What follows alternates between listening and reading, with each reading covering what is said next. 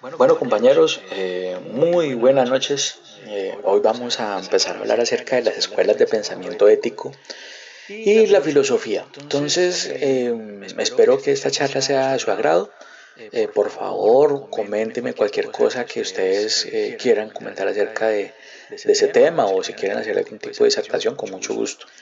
Recuerden que esta presentación tiene una licencia Creative Commons 4.0, o sea que nos permite compartir y copiar y redistribuir en cualquier momento, siempre que se diga de dónde es original, ¿vale? Entonces úsenla y por favor tengan en cuenta esas cositas. Bueno, como les empezaba a decir, necesitamos aprender unos conceptos iniciales, ¿cierto? Como por ejemplo el concepto de ética, donde nosotros hablamos de ética, que esto viene de una palabra griega que se llama ethos o ethos, que en latín, griego y latín, donde se habla del hábito, costumbre, carácter. Entonces acá nos hablamos de que la ética es un tipo de saber que nos invita a actuar racionalmente. Entonces acá nosotros entendemos que la ética ha sido reservada para aludir a la filosofía práctica. Entonces, la ética se dice que es una filosofía práctica porque lleva a la parte práctica lo racional de las acciones morales, ¿cierto? Entonces, como les decía, la ética es un tipo de saber que nos invita a actuar racionalmente. Por eso es una ética práctica, ¿no? Cuando nosotros hablamos de moral, yo quisiera que mientras vamos a ver este video, vamos conversando, entonces les quiero mostrar, este que se está viendo ahorita es un comportamiento estereotipado en un oso. Recuerden que antiguamente, antes de que en el 2011, 2012 todavía era posible que los circos entraran con animales acá a Ibagué. Esto fue una visita que a mí como veterinario me tocó ir a revisar por parte de la corporación unos animales que entraron con un circo. Entonces, miremos el comportamiento, yo creo que ya lo vimos, es un comportamiento típicamente estereotipado. Entonces, ¿qué tiene esto que ver con la moral? Yo los invito a que pensemos un poquito en qué comportamientos pueden ser morales que sean habituales de los miembros de una comunidad. Por ejemplo, los taurófilos, ¿cierto? Las personas que son aficionadas a los toros defienden su cuestión de los toros y su asunto por medio de una cuestión cultural, ¿cierto? Entonces, aquí nosotros hablábamos de que la moral depende de unos valores, ¿cierto? Más adelante, cuando tengamos el concepto de valores, vamos a ver por qué. Entonces, estos valores son los que le dan una orientación valorativa a estas acciones sociales, grupales, individuales y de los hechos. Entonces, por esto es que nosotros siempre que hablamos de moral, decimos que se le asigna a un comportamiento individual o colectivo, y algunos hechos la propiedad de estar orientada con relación a un valor. Entonces, ahora sí vemos por qué la ética no es discutible, pero la moral sí, ¿cierto? Porque la ética nos ayuda a actuar de forma racional, la moral nos ayuda a entender cómo está funcionando una comunidad, entre otras cosas, ¿no? Obviamente. Entonces aquí nosotros entendemos que son los valores. Los valores realmente son particulares a cada cultura. Nosotros acá hablamos de que son objetivos, se pueden comprobar, bueno, etcétera. No todas las culturas tienen los mismos valores, no todas las personas tienen los mismos valores. Entonces, ¿por qué decimos que se pueden comprobar? Se pueden comprobar porque, por ejemplo, cómo medimos, por ejemplo, en este árbol que nosotros miramos acá de valores, cómo medimos la experiencia, ¿cierto? Lo podemos medir por la forma como una persona hace las cosas con celeridad y con experticia, ¿no? Profesionalismo, una persona que respeta las normas de su gremio, bueno, etcétera, se puede medir de una u otra forma. Por eso decimos que es una valoración u orientación evaluativa, porque valora, ¿sí? Ayuda a medir, ayuda a comprobar, ¿cierto? Bueno, ya entendiendo esos tres conceptos de ética, moral y valores, yo quisiera que empezáramos a hablar ya de las diferentes corrientes filosóficas de la ética. Una de las primeras que yo quiero conversar con ustedes es acerca de los sofistas.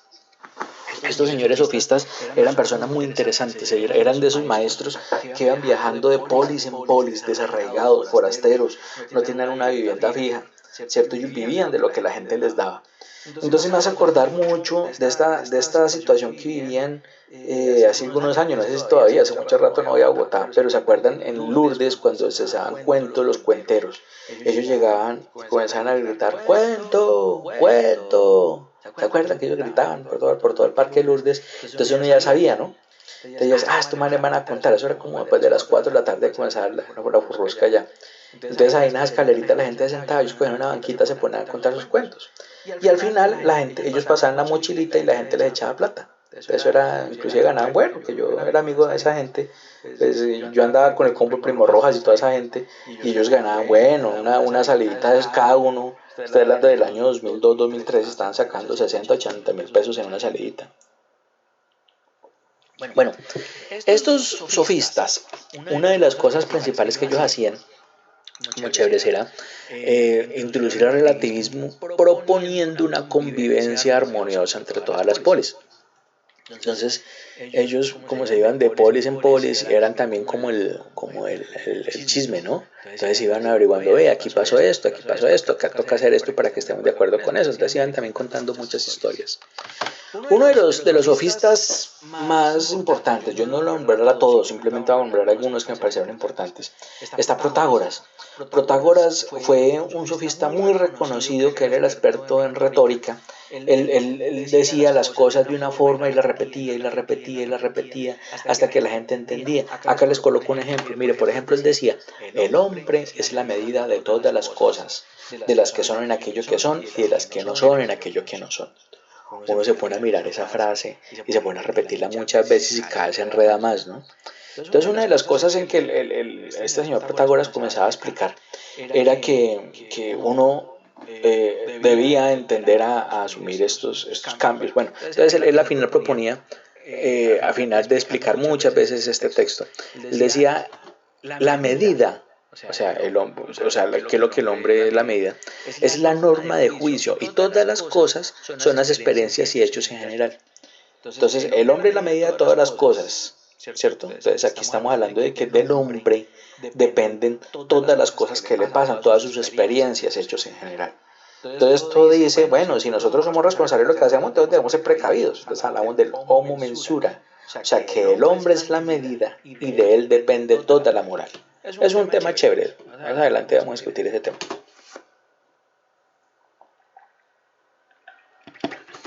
Uno de los filósofos más representativos de esta época fue el señor Sócrates. Sócrates, ustedes recuerden que fue un tipo que fue condenado a vivir cicuta por corromper a los jóvenes. Bueno, eso era una historia que ya se inventaron porque de una u otra forma él siempre se jactó de enseñar de una manera muy libre a sus estudiantes. En un video que ustedes van a ver ahorita más adelante, lo pueden ver acá mismo en este video, van a explicar un poquito mejor este cuento. Entonces, en el método de Sócrates, ahí proponían dos fases en la mayéutica. La mayéutica significa el parir de las mentes. Entonces, la primera fase era el interrogar disimulado. Él se iba por el pueblo, por las calles de la ciudad donde vivía, preguntándole a la gente cosas. Yo creo que también por eso incomodó a muchos, porque preguntaba, ¿usted es feliz? La gente pues obviamente está mal, ¿qué le pasa? Está loco, ¿cierto? ¿Usted qué hace por los demás? Esa otra cosa. ¿Cree usted que el mundo está bien así? Entonces, bueno, etcétera. Hacía preguntas que... Y cuando él comenzaba ya como a esas preguntas medio incómodas y se ponía como a analizar todas las respuestas, hablaba de lo que es el diálogo, la verdad, la mayéutica. Entonces hacía que la gente misma encontrara las respuestas a las cosas, ¿no? Es algo bien interesante que ustedes todavía usamos esa técnica muchas veces para obtener la verdad. Bueno, este video que ustedes van a ver a continuación es de una serie que acá les dejo el link, acá arribita. Por favor véanlo y ahorita más tarde vamos a hablar acerca de él, ¿vale?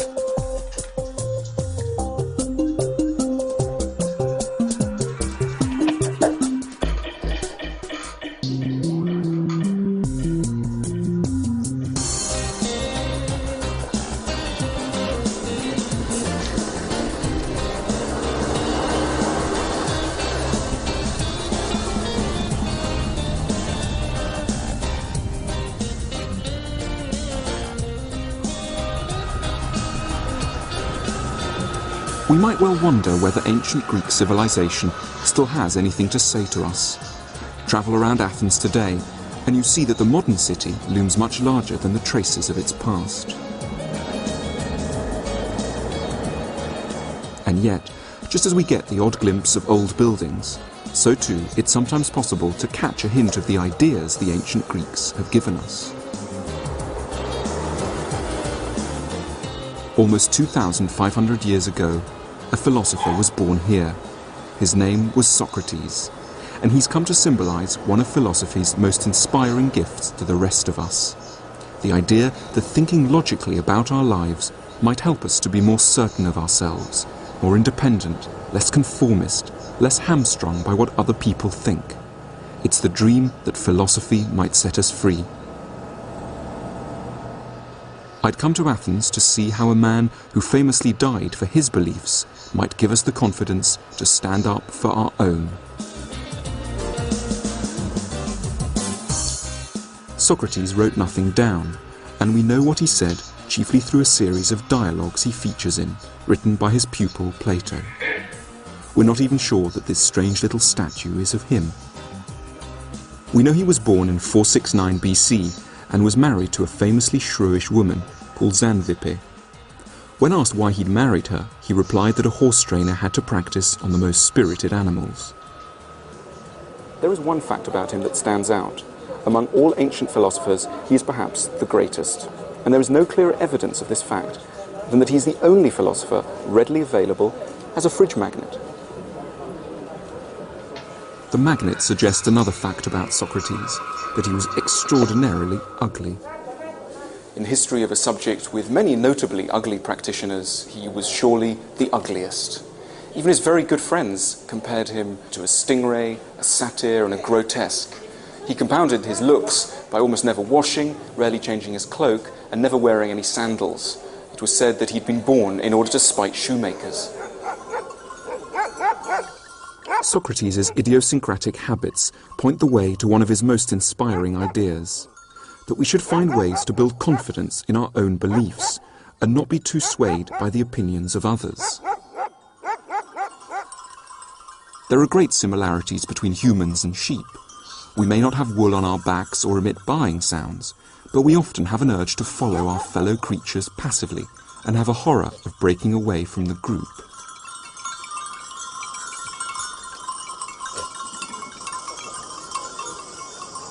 Why do we follow sheepishly behind other people, particularly important other people? Largely because we imagine they must know what they're talking about, and so we trot along behind them.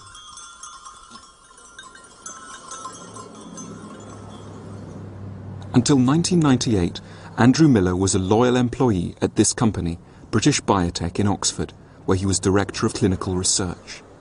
But he began to think that his employers were being over-optimistic about the drugs they were developing, and that the shareholders weren't getting an accurate picture. He was forced to confront an agonizing question. Could it really be possible that he was right, even though all 11 members of the biotech board were against him? What does it feel like to be one man thinking that something that you're saying is right, and 11 other people saying, no, you're wrong? What does that feel like?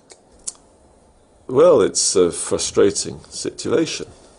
It's, Is it terrifying as well? I wouldn't say terrifying, but it is preoccupying, and it does stop you sleeping, and you do, your mind does start to play tricks on you that do make you doubt your sanity to a certain extent, because one's previous experience in a democracy is overall, the majority tends to have a certain amount of right on its side. And to be honest, in a lot of ways, I was at my wit's end. I used to sit in my office, clutching my temples, thinking, have I got this wrong? Am I misinterpreting these things? I mean, the science and the technology can be thought of as complicated and confusing. But for me, it's my everyday work, and I understand it well. And you start doubting your own sanity. You think, why is it? Why do I think this, and these 11 guys who are on the board think differently? Tell me a bit about the pressure to conform in a company like British Biotech. Well, I think in all companies there are pressures to conform. There are cultures in all companies. These are people who you like and who you're working with. And actually what you want to do is to appease them. They're your bosses. You are wanting to appease them. You are wanting to help them. You are wanting to work with them. You want to be friends with them. I did not have sexual relations with that woman, Miss Lewinsky. The first reason why it's hard to feel confident in Andrew's situation is that we tend to accept that people in authority must be right. The European community has said this beef is utterly safe. It's this assumption that Socrates wanted us to challenge, by urging us to think logically about the nonsense they often come out with, rather than being struck dumb by their aura of importance and air of suave certainty. Start a fight to cut out the cancer of bent and twisted journalism in our country, with the simple sword of truth and the trusty shield of traditional British fair play, so be it. In deciding when to follow prominent people and when to disagree with them, Socrates had one huge advantage over us. He could always talk to them in person. Athens in his day had a population of just 150,000, and all the citizens came here to the Agora, the main market and meeting place of Athens. If you'd have visited in the 5th century BC, you'd have been likely to see, amongst the bustle of the city, a rather curious, ugly figure, because for most of his adult life, Socrates got up at dawn and came to spend the day amongst the shopkeepers and merchants who had their stalls here. It wasn't just local people who came to this spot. It was also the most important people in Athenian society, so that you could meet here at any point in the day, probably, as it were, the opinion formers, the great military generals, the great statesmen, the important rhetoricians, the aristocrats. They could all be found here. And what Socrates did, rather than just idly chatting to people, he would go up to these very important people and ask them great questions on life. He'd basically ask them to explain why they were living the kind of life they were leading. And what happened is that he found there were surprising inadequacies in their understanding of the way of life they were leading, so that wealthy people couldn't really explain why they had money and others didn't. Military generals couldn't explain why they fought battles in a certain way.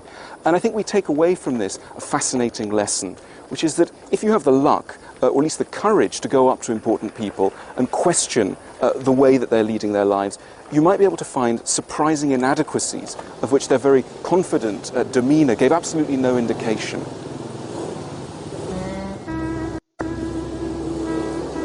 The second reason we may hesitate to challenge other people is that we all know in our calmer moments how easy it is to make trouble for the wrong reasons, because we're feeling pig-headed or bloody-minded.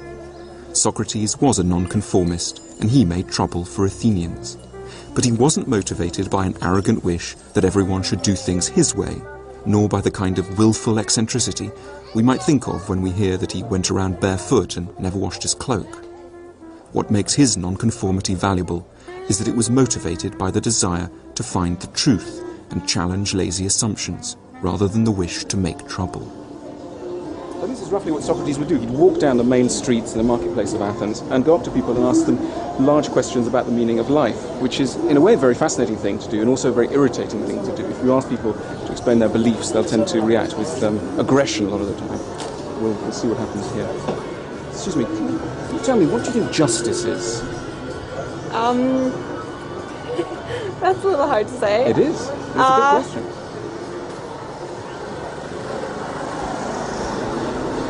I guess just making sure that everyone gets what is right and fair for them. Excuse me, can I just ask you a question? What do you think justice is? Parlez français? Oui. La justice. Qu'est-ce que vous pensez que la justice? Going up to people and asking them to explain their beliefs is pretty scary if you're at all shy, like me. People look at you strangely. They imagine that if you ask them to explain why they're living in a certain way, that you know the answer, and are in some way claiming a position of superiority over them. Non. Les philosophes grecs, ça vous intéresse? Je connais pas trop la région, donc je suis en vacances, donc voilà. Merci, au revoir. Au revoir. The French, who is supposedly the most philosophical nation, seem to be scoring very low on our Socratic test here, but we'll see what happens next. Socrates had no such inhibitions. He preferred to be thought a bit over-intense and weird than allow his fellow citizens to continue to muddle along unthinkingly. He wanted all of us to scrutinize what we believed, even on our way to the shops. Excuse me, sir.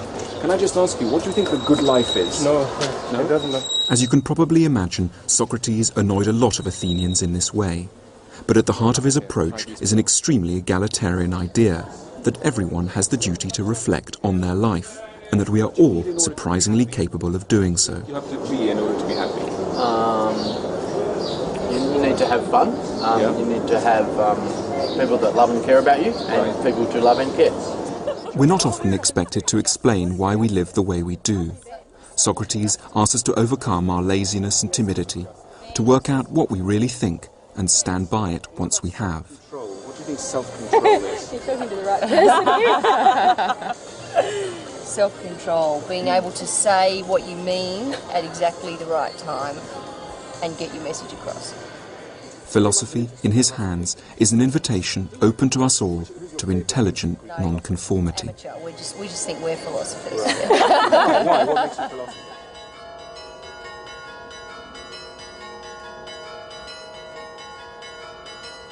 Socrates doesn't just give us the confidence to challenge prevailing ideologies, beliefs and traditions. He also offers us a way to develop beliefs of our own, which can help us to strike out from the crowd. And the way to do so is to put them through a rigorous test which he devised. If our opinions can survive Socrates' test, then they will truly be worth standing up for. The reason why there are a lot of woolly or at least imprecise ideas out there in the world is that many people imagine that you can come up with a good idea without thinking too hard about it. Socrates thought this was crazy, and to bring out the insanity of this position, compared thinking to potting. And no one would imagine that you could make a good pot without at least following some pretty rigorous steps. And yet many people imagine that you could come up with a good ethical idea, an idea on how to live your life, without thinking too hard about it. Socrates went further in his analogy. He actually came up with a distinct method, a Socratic method of thought. He identified 5 distinct steps which anyone who wanted to come up with a good thought would have to follow in order to do so. And these thoughts can roughly be summarized as follows. Firstly, look around you for statements that many people would describe as plain common sense. For example, that the best jobs are those which are most highly paid, or that happiness comes from being married. Secondly, try and find an exception to this. Could you ever be married and yet unhappy? Or could you ever be in a very well-paid job and yet miserable? Thirdly, if an exception to this statement is found, it must mean that your statement is false or at least imprecise. And in this case, we find that there is an imprecision. Fourthly, try to nuance the initial statement to take the exception into account. So in our example, realize that it is possible to be quite unhappy in a very highly paid job if it's completely creatively unfulfilling, or to be quite miserable in a marriage if you've married the wrong person. Lastly, you continue this process for as long as possible. You keep trying to find exceptions to your common sense statement. And Socrates said that the truth, insofar as anyone's ever able to reach the truth, lies in a statement which it seems impossible to disprove. If we test our opinions in this way, Socrates believed, we'll be able to construct trustworthy and watertight thoughts, in just the same way as a skilled potter makes trustworthy and watertight pots.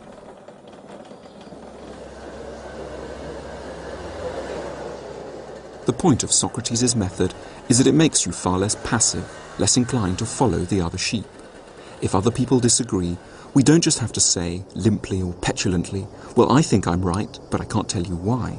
We'll be able to demonstrate logically why we believe things, and if others ignore the logic, then their opposition won't have to unnerve us so badly. Most of us imagine that we can't be philosophers because we haven't studied philosophy, we haven't read enough, we haven't gone to school long enough, we haven't done a university degree. And I think what I find extremely inspiring in Socrates is the idea that everyone can think. And not just everyone can think, but everyone has a responsibility to think. As he famously put it, the unexamined life is not worth living. Socrates made the idea of an examined life seem far from forbidding. Socrates suggests that we can have an interesting philosophical conversation anywhere, even on a street corner. Philosophy needn't just happen behind the walls of a university or in a schoolroom. Socrates used to talk to an extraordinary range of people, and liked to demonstrate to them that they were all able to arrive at well-thought-out opinions. It's an inspiring idea. However, in our modern democratic societies, where focus groups and opinion pollsters rule, Socrates would have thought that our problem is that we tend to listen to opinions whether they're well thought out or not. There's too much risk involved with that. Although Socrates believed that we were all, in theory, capable of living an examined life, he knew that in practice most of us don't. And this meant that he couldn't accept that every opinion was equally worth listening to, any more than that every pot was equally capable of holding water. Strange as it may sound to modern ears, and even though he lived in the very cradle of democracy, Socrates had the gravest reservations about democracy, because he refused to accept that just because the majority supported an opinion, that made it right. And he'd have thought it ridiculous that people in positions of power might be guided by focus groups like this. Most important decisions in ancient Athens were taken according to the will of the majority. Once a month, the whole citizen body would be asked to gather at the foot of the Acropolis and talk about all the important issues facing Athens. And we find exactly the same approach going on today in modern government and business. Polling organisations, rather like this one, gather groups of people and ask them what they think, and then important decisions are taken according to the will of the majority. I think Socrates would have disagreed violently with what's going on in there. He would have objected not just to the decor, I think, but also to the whole approach, which is that the will of the majority should decide an issue. In his eyes, what matters is whether an argument is logical, is reasonable. That's the way that we should make decisions, not according to the will of the majority. Believing that the majority can be wrong, and being sure when you are right, still doesn't make it easy to hold a minority opinion, particularly when your livelihood's at stake. So what gave Andrew Miller the confidence to stand up against his employers, even though it was to lead him into a bitter battle in the media and the law courts? Yeah, I mean, you can only see the world with your own eyes. You can try to understand what other people are thinking, and sometimes you can. You know, there are definitely times when someone has some strong views that are quite different from yours, that you respect, you see the basis for them. But that's different from being wrong. You know, I think we can accommodate a lot of differing views, but from my point of view, if I do see things that are wrong, I do find it very frustrating. Socrates died for his beliefs. How far were you prepared to go for yours? Well, I think there's a big difference between being an individual and having a family. And once I was put into the media war and into the litigation, I was aware that, you know, I was at war, but I had my children at my feet and my wife at my shoulder. And I really had no choice. And I started to realise that the only way out was forwards. And so, you know, we had to sort of fight our way out together. Litigation, it could have destroyed me. It was never going to kill me, but it could have destroyed me. And it wasn't a question of being prepared to go that far. That's just how far it finished up going. But, you know, fundamentally, with regard to sort of my own self-worth, I did think when I looked in the mirror in the morning when I shaved, you know, at least I think I've acted according to my conscience. I'm in a murky situation.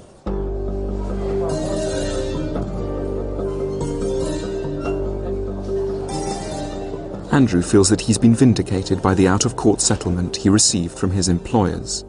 Socrates was not so fortunate. The one fact that people tend to remember about Socrates is that he faced a trial and that he was condemned to death.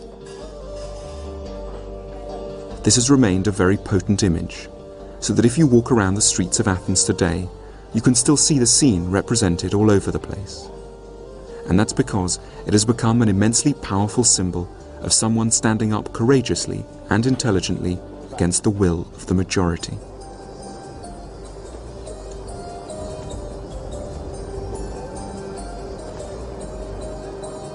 The charge against Socrates was of having corrupted the youth of Athens and failing to respect the gods the city worshipped.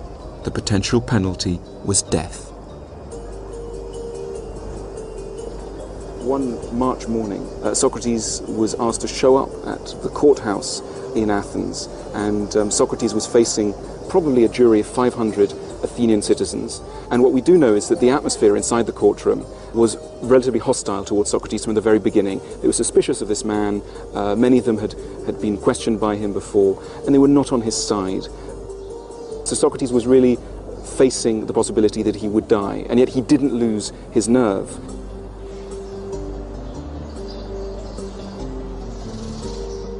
And Socrates said, if I was allowed more time to make my case to you, dear Athenians, I'm sure I could convince you of the justice of my cause, but I can't. And he accepted this very fatalistically.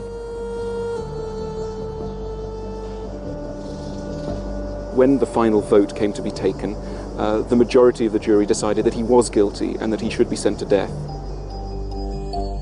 Socrates was led off from the courtroom to the prison just a few yards away. His wife, Xanthippe, came to visit him, but she broke down so hysterically that she had to be led away. Many of his friends were also in tears. Even the prison warder, who had seen many go to their deaths, offered his apologies, and said that of all the people who had ever come through the jail, Socrates was the noblest, the most generous, and the wisest. And a few moments later, the executioner came through the door with a cup of hemlock. Socrates was given the cup and asked to drink. And after a few moments his legs began to feel heavy. Slowly the paralysis caused by the conine, the paralyzing agent in hemlock, started working through his body, and within a few minutes his whole body was paralyzed, and his friend Fido reached forward and shut his eyes.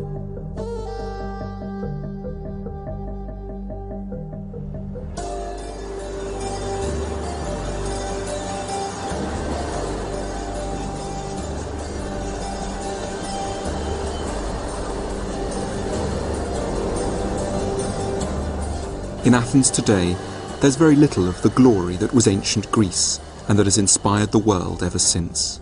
And yet, the ideas of Socrates live on. He was once asked where he came from, and he replied, not from Athens, but from the world.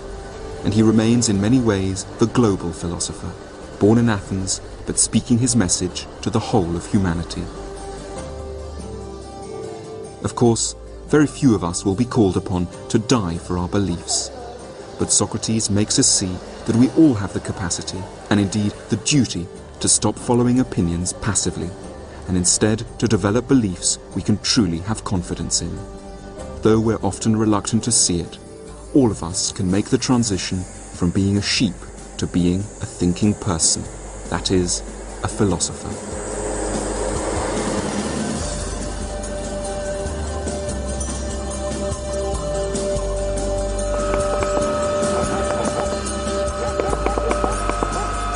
Bueno, yo creo que este video nos ayuda a demostrar varias cosas. Primero, pues a conocer el punto de vista de Sócrates, que es una historia bien interesante, es una historia bien chévere. Y entender un poquito la forma de por qué él pensaba así, ¿no? Entonces, pues, si ustedes ojalá lo vean, ojalá lo hubieran visto completo. Bueno, seguimos hablando entonces acá de otros filósofos de esa época. Después de este señor Sócrates, tenemos a Platón.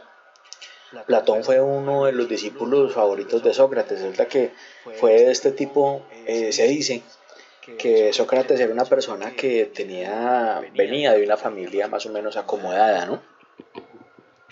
Se decía que de una u otra forma él fue de los discípulos más aventajados, y entre las cosas importantes que él hizo, llegó a coger toda la enseñanza de Sócrates y la escribió en unos libros que se llamaron los diálogos platónicos, que fueron 36 libros, de los diálogos menores, los diálogos mayores, bueno, etc.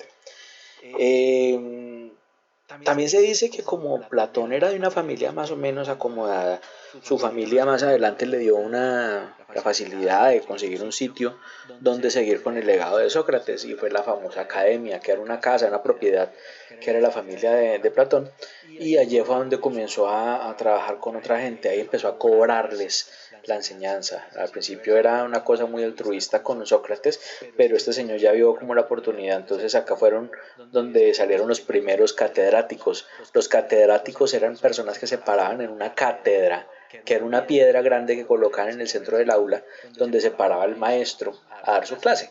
Ese es el origen de nosotros los catedráticos. Bueno, resulta que Platón tenía dos momentos importantes, dos momentos en los cuales se definía toda la filosofía platónica, que eran dos: la primera navegación y la segunda navegación. La primera era esa que era impulsada por lo sensitivo, por lo sensorial, donde hacía una descripción de la naturaleza o el paisaje de acuerdo con lo que él veía o sentía, ¿cierto? Entonces era una explicación de lo sensible, o sea, lo que se siente a través de lo sensible mismo, ¿cierto? Entonces era una descripción acerca de eso. Ya la segunda navegación era la aportación personal del filósofo, entonces donde se descubre lo suprasensible, se libera los sentidos y de lo sensible. Bueno, un ejemplo de esto que me gusta colocar siempre es, por ejemplo, cuando ustedes están viendo un paisaje, ¿cierto? Entonces ven el río, ven el árbol, ven el pajarito, sienten el aroma de las flores, bueno, están viendo todas esas cosas que estamos contando y están describiendo, ¿cierto? Entonces esta es la primera navegación, el conocimiento, como el conocer las cosas de la naturaleza. Ya la segunda navegación es como hacer una abstracción de todo esto, decir, bueno, si el río está bajando por acá y está regando todas estas tierras, entonces más adelante va a ser beneficioso para nosotros. O otro análisis que se puede hacer es, por ejemplo, que con ese análisis que se hizo ese paisaje puede sentirse mejor, no sé, por las cuestiones paisajísticas y lúdicas que tienen. Bueno, eso ya depende mucho del filósofo como tal. Entonces, acá hay un videito corto que también quisiera que lo viéramos sobre uno de esos diálogos platónicos, que es el libro 7. Recuerda que yo le dije que eran 36, ¿no? Y acá vamos a ver uno que hablaba sobre la alegoría de la caverna de Platón. Véanlo y ahorita hacemos un análisis acerca de esto. Imagine prisoners that have spent their entire lives chained deep inside a cave. They have been chained so that they cannot see behind themselves, and they are forced to stare endlessly at the cave wall in front of them. Behind them a fire is burning, and between the prisoners and the fire is a raised walkway. Now imagine that each day a menagerie of objects crosses the walkway. Animals, and people carrying their wares to market.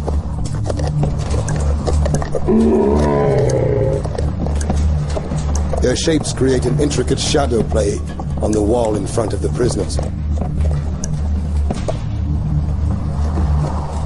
This is the only world that the prisoners have ever known. The shadows and the echoes of unseen objects. Now, imagine that the prisoner is released.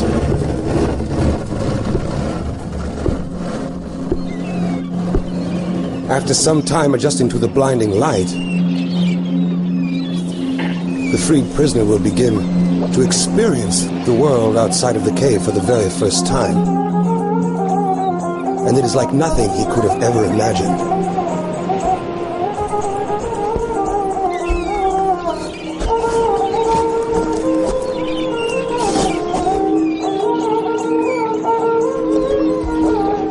With his new perception of the world, the man will of course want to return to his friends to share his incredible discoveries. But the prisoners cannot recognize their old friend. He appears as all things do. His voice is a distorted echo, and his body is a grotesque shadow. They cannot understand his fantastic stories of the world outside of the cave. To them, it will never exist. This, of course, does not make the world outside of the cave any less real. Bueno, este video me gusta mucho porque de una u otra forma nos enseña una cantidad de cosas. Mire, lo que al final está diciendo es que así no conozcamos el mundo, él sigue, ¿cierto? Y bueno, yo creo que cada quien puede hacer muchas interpretaciones a ese tema. Bueno, de los últimos sofistas que vamos a ver ahorita, vamos a ver a Aristóteles. Aristóteles fue un personaje que fue discípulo de Platón, ¿sí? Él fundó la famosa escuela peripatética, porque él enseñaba dando vueltas alrededor del liceo. Entonces, cuenta la historia, ¿no? Acerca de cosas como él. Que Aristóteles fue discípulo de Platón, de los más aventajados, y más adelante él mismo reemplazó a Platón dentro de las funciones del liceo como profesor, ¿cierto? Entonces él comenzó ya a vengar un sueldo. Entonces cuando ya estaban trabajando allá como profesor, se dieron cuenta que Aristóteles era muy buen maestro. Y una de las cosas que veían era que se les llenaba siempre el salón o el aula. Entonces él dijo, no, pues aquí la gente necesitamos que también aprenda de otra forma. Y por eso se ingenió el sistema de poder salir, ¿cierto? Al poder salir, ya empezó a llamar más gente, ya empezó a analizar una cantidad de otros tipos de cosas. Por ejemplo, ya empezó a mirar acerca de la naturaleza. Yo no sé si ustedes sabían que Aristóteles fue la primera persona que describió el comportamiento de empollamiento y crianza de los polluelos de una paloma, de una pareja de palomas, ¿cierto? O sea, fue el primer etólogo que hubo, ¿cierto? Aparte de eso, él también demostró una cantidad de cosas que él creía que eran importantes. Por ejemplo, él se iba a donde estaban los matarifes de su pueblo, de la ciudad donde él vivía, y eso era malo. O sea, ir a donde un señor que mataba animales era malo, pero él se iba ya a estudiar los cadáveres, ¿cierto? Donde los verdugos, iba también a mirar cómo era la cosa. Inclusive fue de las primeras personas que empezó como a pensar un poquito acerca de cómo funciona la circulación sanguínea. Entonces, por ejemplo, él decía que responsable del bombeo sanguíneo en el cuerpo era el estómago, ¿no? Porque él abría el cadáver y encontró una bolsa, ¿cierto? Y él creía que eso era lo que, sí. Bueno, ya eran cosas que más adelante, pero ya el hombre comenzó a investigar una cantidad de cosas. Entonces él fue el primero que trató como de sacar del empirismo a la misma ciencia. Entonces, por eso es que ya se dio un paso con Aristóteles de las ciencias empíricas a las ciencias prácticas. Él tenía un término muy bonito que se llama eudaimonia, que era como un nirvana, como el, no sé, como el Valhalla, bueno, no sé, que es un término donde se decía que era la felicidad alcanzada virtuosamente, que debe ser el objeto de todo ser ético. Es una idea bien interesante. Pero ya más adelante hablamos de otras éticas griegas como los helénicos. El helenismo es una corriente filosófica que se marcó por la entrada de la ciudad-estado de la polis por Alejandro Magno. Recuerden que Alejandro Magno fue una persona que desde muy pequeño fue criado bajo unas condiciones muy duras y aparte de eso también fue entrenado. Se acuerda que la mamá de Alejandro Magno le pagó a su hijo los mejores maestros durante toda su educación, incluso Aristóteles fue profesor de Alejandro Magno, ¿cierto? Se dice que Alejandro Magno desde muy joven comenzó a estudiar política, ciencias, filosofía, literatura, bueno, una cantidad de cosas. Entre esos grandes maestros estuvo Alejandro Magno, y una de las cosas importantes que él aprendió con sus maestros, entre ellos Aristóteles, se dice que era la singularidad del hombre como tal, y que acá es donde nosotros encontramos la relación entre el ciudadano, la política y el humano como tal.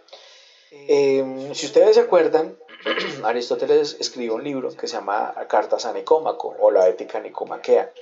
Cuentan los historiadores, algunos, que este fue un libro que fue hecho por encargo de la mamá de Alejandro Magno, que no me acuerdo cómo se llama ahorita, para la crianza de Alejandro. Entonces es un libro donde le dicen al muchacho: mi hijo, pórtese bien con su mamá, hágale caso, ella la buena, etc.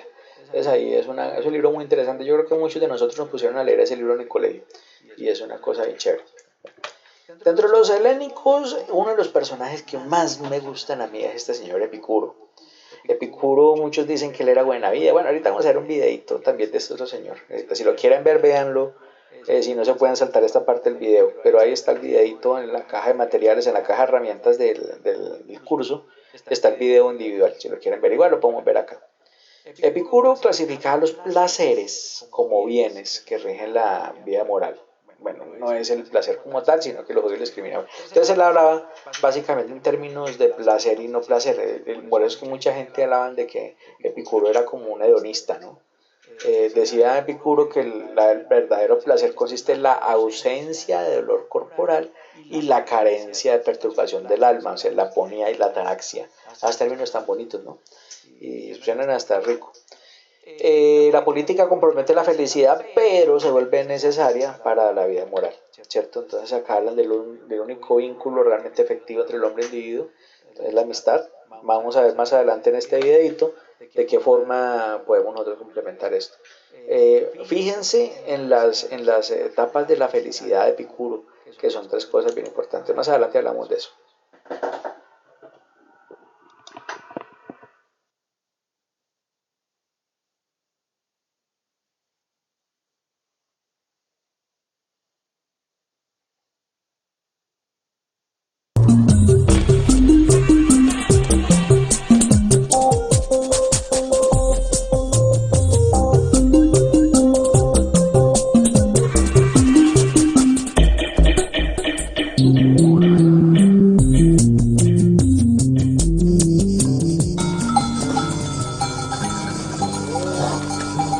Ever since ancient times, human beings have looked to philosophy for the secret of happiness. But few philosophers have come up with more suggestive or more relevant answers than one born on the Greek island of Samos, off the coast of modern Turkey, 341 years before the birth of Christ. His name was Epicurus. Very little about him has survived. All of his books have been lost across the centuries, leaving his philosophy of happiness to be reconstructed from just a few fragments. Epicurus believed that we could all find a way to be happy. The problem was, quite simply, that we were looking in the wrong place.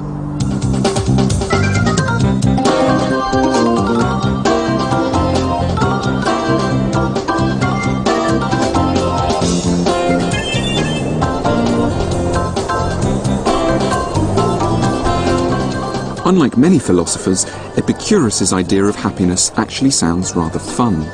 He didn't think we should feel guilty about wanting to have a pleasurable, enjoyable life, and promised that he could show us how to. Of course, you might wonder why you need a philosopher at all to teach you how to have a good time. We seem to think that the key to happiness is really pretty easy. It's all about having a lot of money. So we can come to places like this and go shopping. But before we reach for our wallets, Epicurus wanted us to stop and think. It's easy to imagine that money can solve everything, but can it? Epicurus was committed to a life of happiness. He liked sex, laughter and beauty, but crucially spent his time pointing out that happiness is in fact rather a tricky issue. And a philosopher might help you to find it more easily than a credit card ever could. That Epicurus was in favour of pleasure at all shocked many of his ancient Greek contemporaries. His philosophy became synonymous with a lotus-eating lifestyle. To this day, people who love luxurious eating and drinking can sometimes be described as Epicurean. In fact, that's a complete misunderstanding.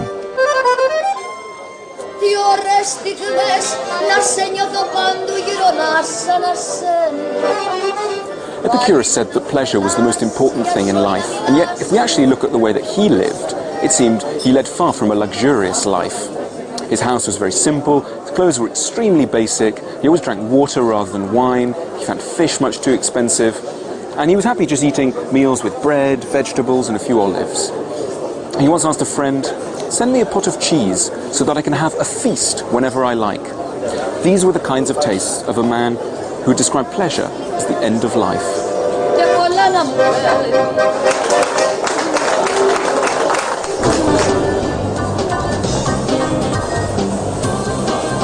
At the heart of Epicurus's philosophy is a simple thought, that we aren't very good at knowing what will make us happy. Though we may feel powerfully drawn towards material things and be convinced that they are what we require to be happy, we're often wrong. What we want is not always what we need, and nothing shows that up more starkly than our impulse to go shopping. I like shopping. Most weeks it's just a couple of bags up to, I don't know, sometimes like 10, 12 bags coming out. I like designer names. Dolce & Gabbana stuff, Louise clothes, DKNY, and I love Gucci clothes as well. Stephen Perry is a hairdresser from Liverpool who spends all his spare time shopping. I suppose like I could resist, but usually I don't. Usually it's just like go in and shop anyway. Although when I go out buying all this stuff, it makes me happy. At the end of the month when the credit card and the store card bills and the loan repayments come out and stuff like that, then that doesn't make me happy because I see how much is going out every month on debt. Nothing too dressy. Sports watch do, tag out? Yeah, the one this square, face behind. How many watches have you got? This one? Not really that many, it's probably about 10. You've only got 10 watches? Only 10. I've only got one. What's the one you're wearing now? Wearing a spoon watch at the minute. Because I like this just for general everyday. Because it's only like £99, so it's... That's nice. Stephen often gets into debt, and I couldn't help wondering if his desire to go shopping might be a bit out of control. That's the everyday watch. What's the fancy watch? The £1,000 tag watch. Oh God, that's amazing. So what's the craziest thing you've bought in terms of like bad impulse buying? Pair of shorts. From where? From a shopping mall in Liverpool. These are them actually. They didn't have my size, so I thought, right, these will fit me. But you put them on and they just tend to look like truly horrendous. Like cycling shorts sort of thing. How much did they cost? God, I think they were about £50, 50, 60 quid, something like that. They were never taken back. The same as these jeans. I mean, these have still got the labels on because you just got these home and they were like, they were miles too long, miles too big. I did mean to take them back, but I don't like taking things back. Yeah, fine, thanks. Would you ever get home and you think you're surrounded by shopping bags and you're thinking, God, it's all a bit, what am I going to do with all this? Yeah, I mean, especially like you come home and you've just got bags everywhere and you just, why have I spent all that? And then the credit card bill comes in at the end of the month and you think, oh, why did I spend all that sort of thing? In a way, we're all a bit like Stephen, people who shop too much. Epicurus thought he knew why. We don't understand what we really need, and so fall prey to manic substitute desires for huge numbers of ill-fitting trousers or countless pairs of shoes. But Epicurus declared that he had actually discovered what we did need, and luckily for anyone without much money, the ingredients of happiness come pretty cheap. And the first ingredient we need is friends. Epicurus took the idea of friendship very seriously, so seriously that he made an extremely radical innovation. When he came to Athens at 306 BC, at the age of 35, he bought a large house just outside the city of Athens, in this place here, which we called the Garden. Of course, at that time it was rather beautiful, a bit more beautiful than it is now, where it seems to be a taxi graveyard. What he did was that he bought this house and asked a group of friends to move in with him. The house was quite large, so there was room enough for everyone to have their own quarters at the same time as coming together for meals and conversations in the common rooms of the house. What Epicurus was doing was picking up on a rather common sense point, which is that friends are a major source of happiness. But I think where he was distinctive was in his idea that in order to really benefit from friends, you had to see them not just occasionally, not just for the odd drink in a bar or the odd chat on the phone, but you had to live with these friends at all times, so they'd be your permanent companions. And I think that was his distinctive idea of happiness. You wouldn't catch Epicurus devouring lunch on his own in a burger bar. He recommended that we try never even to eat a snack alone. Before you eat or drink anything, he said, consider carefully who you eat or drink with, rather than what you eat or drink. For feeding without a friend is the life of a lion or a wolf.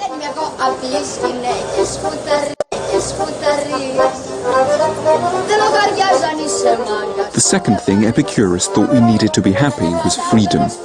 And in order to achieve it, he and his friends decided to leave Athens altogether. For them, to be free meant to be financially independent, economically self-sufficient, not answerable to horrible bosses for their income. So they resolved to leave city life and its competitive and gossipy atmosphere behind them once and for all. So they left Athens and started what could best have been described as a commune. We must free ourselves from the prison of everyday life and politics, Epicurus wrote. And that's precisely what they did.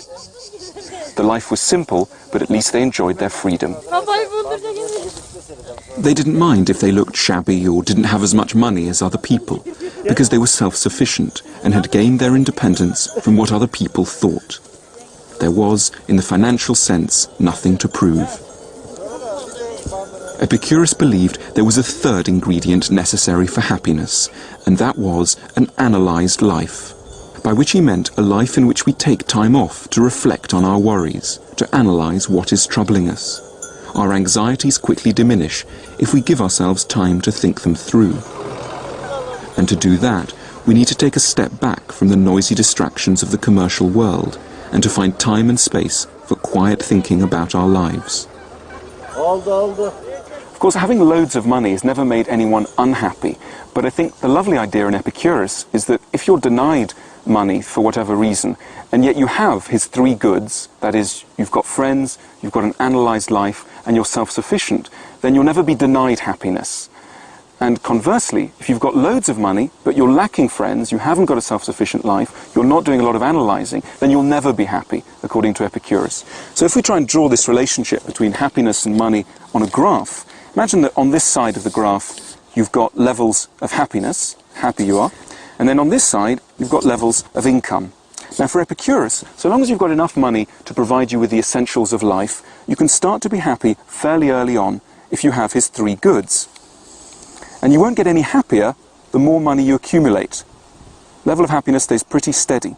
However, if you've got loads of money and yet you haven't got any friends, you're not self-sufficient, you've got loads of anxieties, then your level of happiness is going to stay very flat. And I think that's a lovely and consoling idea for anyone who's either worried about the fact they may lose their money or is denied the chance to make any. But if the ingredients of happiness are so simple, why aren't more of us actually happy? Epicurus blamed advertising. As we've just seen, advertising can be enormously seductive. It tends to make us feel that there are all sorts of things missing from our lives. But Epicurus insisted that we only need three things to be happy: friends, freedom, and an analysed life. If he's right, why then do we want to shop so much? Epicurus's answer would be that the commercial world slyly associates the things it wants to sell us with the things it knows that we need. So for example, this might persuade us to buy Bacardi, but only by blurring the fact that it's really the friends we're looking for. This one tries to sell us perfume by naming it after the thing we're all really after: freedom.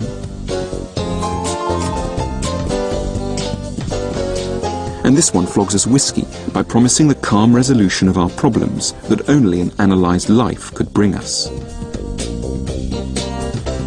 And it's this blurring of our desires that makes us so confused about what it is we want. What are the most important things that make you happy?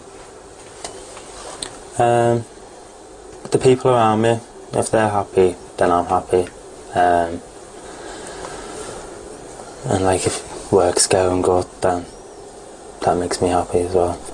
But do you ever think, what if I threw all this away, threw all that away, all these jumpers, and just concentrated on getting the work right, getting the family and friends right, I would never have to go to the Trafford Centre again? Yeah, because if I shop to cheer myself up, if I'm already happy, then I don't need to cheer myself up to myself. At the minute, I'm fairly happy, so admittedly I'm not shopping quite as much as what I used to, but who's to say that next week something might happen and then I'll just have to give it a shot.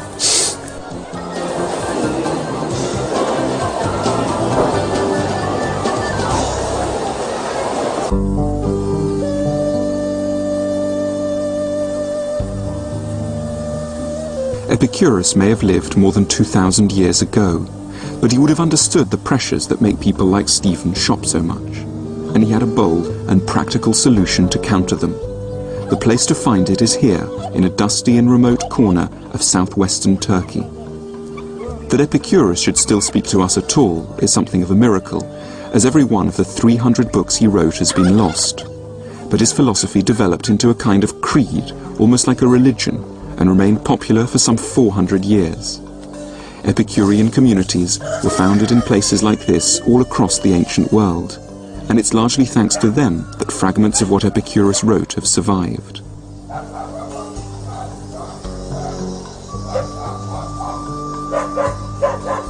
I've come with local archaeologist Mustafa Adak to see the ruins of the ancient town of Oinoanda.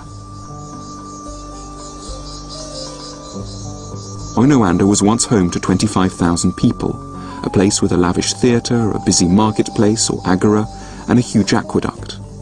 It was also home to a follower of Epicurus's philosophy, one of the wealthiest citizens of the town, a man called Diogenes of Oinoanda. Around the AD 120s, this Diogenes took a highly unusual decision. He paid for an enormous wall to be put up, as part of a giant structure known as a stoa, on which he had inscribed Epicurus's entire philosophy of happiness, so that all the citizens of his town could learn and be inspired by it. So where are we walking now? We're walking now in the old agora of Oinoanda, where Diogenes had his stoa.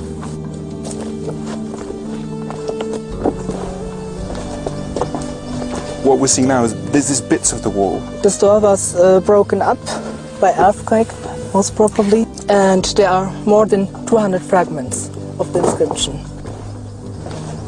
This is one of the fragments. This is the beginning of the inscription. And this is where Diogenes tries to explain why he put up the wall in the first place. Yes, he's saying that if there were one or two persons who are lost, he could educate them personally, but right. There are many people, so he decided to put up the stone.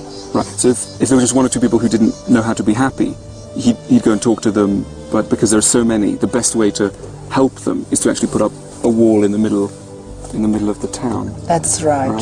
That's the explanation he gives here in this fragment. What a lovely thing to do. So Diogenes was acting on a crucial idea in Epicurus, that in order to live wisely, it isn't enough just to read a philosophical argument once or twice. We need constant reminders of it, or we'll forget. When we're encouraged to go shopping by bright lights and inviting displays, we're quickly liable to lose sight of our true desires. Only agriculture. So we have to counteract the influence of advertising by creating advertisements which say what we really do need. And that's why Diogenes put up his wall. Inscriptions, and I think they collapsed. The stoa collapsed then. What is this here? This is another very fascinating fragment. The massive limestone wall originally stood right next to the marketplace of the town. Inhabitants shopping in the boutiques of Oinoanda were warned to expect little happiness from the activity. Hedone, happiness. Luxurious food and drinks, says one fragment, in no way protect you from harm. 200 stones, they are spread around. Wealth beyond what is natural is no more use than an overflowing container. Real value is generated not by theatres and baths and perfumes and ointments, but by philosophy. The doctrines of Epicurus. The wall may have crumbled into ruin, but movingly, the ideas inscribed on it retain their life and their relevance. And it strikes me as a real paradox, really, that you would have had where people are going shopping, they're sort of carrying their shopping, and then on the wall you've got these reminders that shopping is not necessarily going to make you happy. Yes, the letters of the inscription were read, so everyone could see them. Oh, right, so it was all written in red? In red, yes. So you really could have seen it. I mean, you could have been at the other side of the marketplace. Of course. And you would have seen that there was this basically kind of advertisement almost for Epicureanism on the wall. It must have been a beautiful spot. I mean, to have not only philosophy enlightening you, but also a fantastic view onto the surrounding countryside. Yes. I can imagine it would have been easy to be wise. Not easy, but easier to be wise here. I would have done less shopping if I had this wall and this surrounding. It's a pity they didn't do it more, and that they don't do it today. I think it's a lovely idea. Yes. Wall philosophy. Steve, who's creative, is going to take you. If Epicurus and his followers had been alive today, they wouldn't have been sniffy about advertising. They would have enlisted it for their own ends, and for the same reason that Diogenes built his wall, to counter the constant inducements to go shopping, with some equally visible inducements to live philosophically. The first ideas were basically just kind of dry and ironic kind of statements like, shop your blues away. Right. I've come to the kind of place where Epicureans might have turned, the offices of the advertising agency St. Luke's, to get ideas for creating some modern public reminders of how to live wisely. The first idea their creative team came up with was a sarcastic campaign satirizing the materialistic messages of most ads. Yeah. It is really powerful, and certainly in production terms it takes a number of difficult, but it's very, very cheap. And then even a bit more challenging, be happy with shopping, TV and a yearly holiday. Right, I love that. That really does sum it all up, doesn't it? Yeah. And then finally it just culminated, I think, in this thought, which I thought was the strongest, which was fill that void in your life with the products. Yeah, and you'd have sort of shops advertising, shops selling these kind of products, and then this kind of stark reminder that perhaps it's not really going to fill any void. That's brilliant. What else did you find? Probably the most obvious idea was to just take kind of luxury items and goods and just somehow kind of undermine them or show them for being kind of, a bit shallow or a bit kind of, empty inside. Kind of best example of that, I thought, it was something like this, just taking a lovely image of a beautiful house and kind of just using the language of kind of advertising, the caveats, kind of batteries not included, and just changing it to happiness not included. Right, no, I really like that. I mean, in a way that says it all, doesn't it? It says, because it keeps that subtlety of Epicureanism, which is, you could be happy in a house like that, but it's not included. Yeah. And I think that's the subtlety. It's not saying you won't be happy in that, which would be sort of Marxism. Yeah. It's just saying it's not included, so you better watch out before you spend all your energies trying to get this house.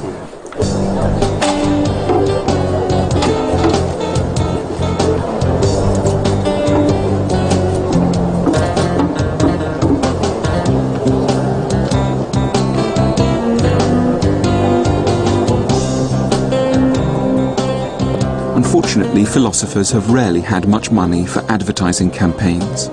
But imagine a world where instead of being surrounded by adverts selling you watches, cars or fancy holidays, these ads reminded you of how important it is to value friends, to escape the rat race or reflect on your problems, and didn't just use these genuinely nice things to sell you aftershave or aperitifs. It's hard to know whether the people of Oinoanda discovered what they did need and ceased buying what they didn't because of the giant advertisement in their midst. But Epicurus' central message seems, if anything, more relevant to today's consumer society than it did to his own.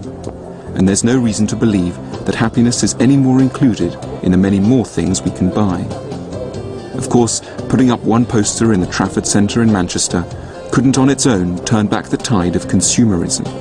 And although shoppers seemed interested in what my ad was trying to say, I didn't see much evidence of people stopping shopping. But the fact remains, we're horribly confused about what could make us happy. If we really knew what we needed, there are few things we'd be desperate to buy. Epicurus makes us think very carefully about the merits of our own society. Of course, these societies are enormously wealthy. We can buy almost anything we want in a place like this, full of colourful shops selling wonderfully well-produced goods. And yet, what Epicurus wants us to think is, do places like this really provide us with the key ingredients of happiness? And he thought, and I think he was right, that they don't. Happiness may be difficult to attain, Epicurus admitted that, but he insisted that the obstacles are not primarily financial.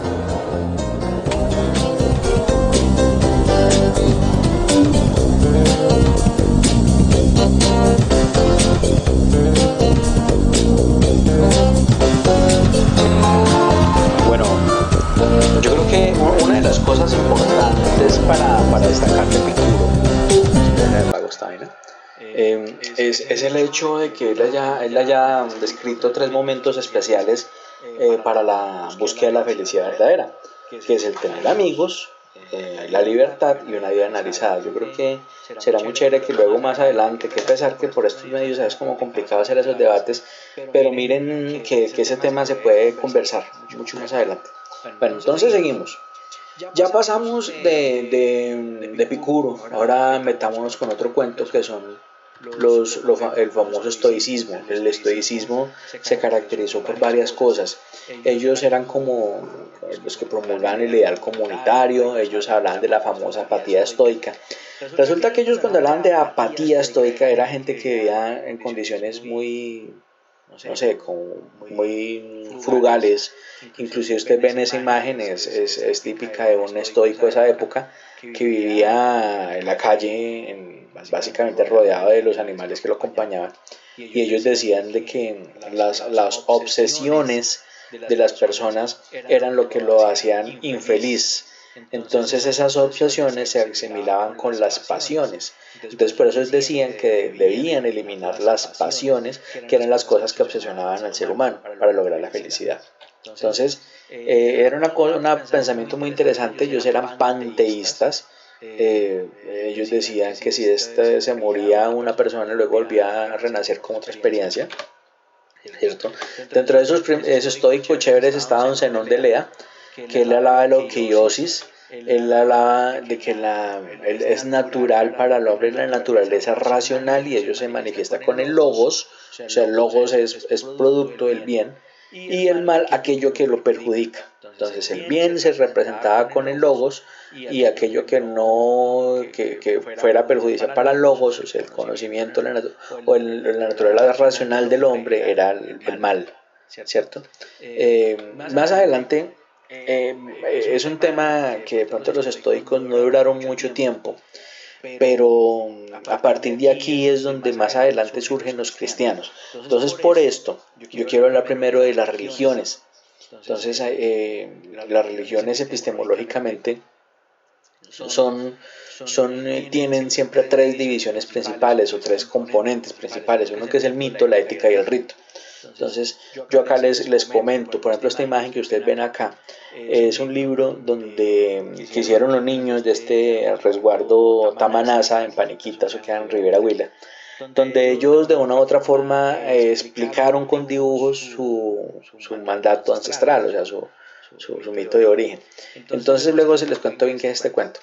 Cuando hablamos del mito, es una forma de explicar el mundo según las comunidades ancestrales.